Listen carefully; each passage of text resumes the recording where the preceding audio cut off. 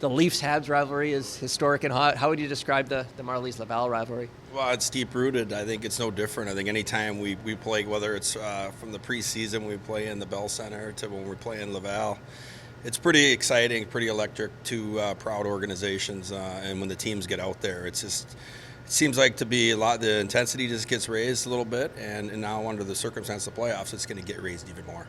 What do you like about, or how do you feel your team kind of matched up against Laval during the regular season? I thought we matched up extremely well, especially when we have some identity pieces in there with Stoner and Pizzetta and Reese Johnson, and we've had some guys that just step up to the plate and like playing in those moments, and it seems like our team feeds off of it. So we've had some success against them. At the end of the year, they were a little depleted, but even before that, I liked the way we played. We matched up well against them. Again, it's going to be an exciting series. Have you decided on a goalie? Yeah, we're gonna give Dennis a shot. He deserves it. He came and played outstanding. And again, like I said, we have two great goalies. So we're gonna let him go. He won.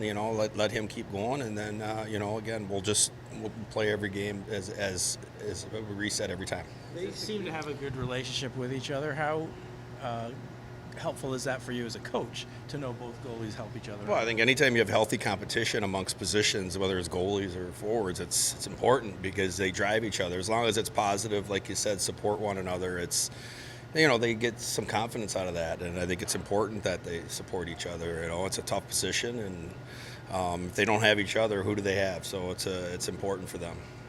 Dennis fits kind of the matchup, the heavier game.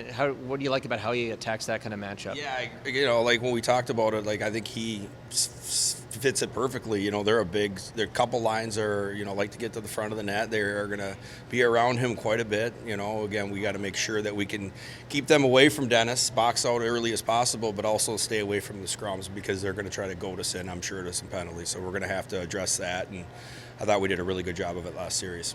Easton was saying that he felt he could be better moving forward here. What did you see from him in the first round? And what do you feel is the next step for him in the playoffs? Again, you got to look back. He reminds, he's played in 2 Memorial Cups, some World Championships, World Junior Championships, played long seasons, and this is his rookie year, and he was in the lineup, out of the lineup. It's a lot of hockey pressure. Now good for him. He's coming down here to help us out. It's going to take some time, but I know he's a gamer, and he understands that there's some things he's going to clear. But we also got to be patient with him and understand that he's played a lot of hockey. So we'll get him in there, and I know when his back's against the wall, that kid's going to show up. So we're going to need him. We were just talking to him, and he mentioned that Brandon Hagel is like a bit of a role model for him. Kind of big picture, is that a good guy? Do you see similarities in their game styles? Yeah, well, that's, I think, what he wants to emulate. So then there's, when I show him some things, he's like, yeah, well, that's not Brandon Hagel-like, So he understands that he's a smart hockey player, he's a gifted hockey player, and I think he likes moments. And when you want to count him out, I don't think that's a good thing for anyone to do. So we're excited about his progress moving forward. Talking to Bo Gruel sort of at the end of the Leafs season before he was returned here, I'd never heard an NHL player speak so glowingly about hoping to return to the AHL so he could play in the playoffs. I'm sure you love that as a coach.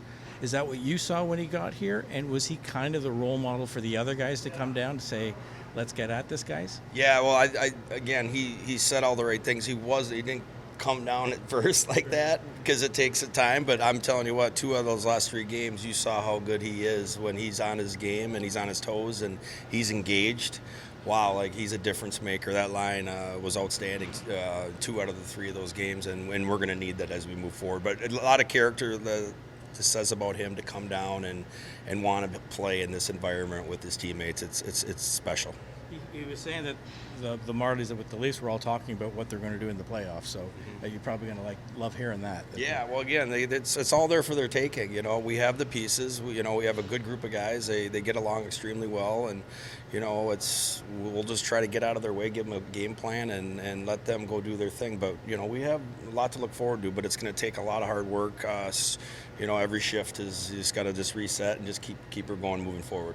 What's Benning's status?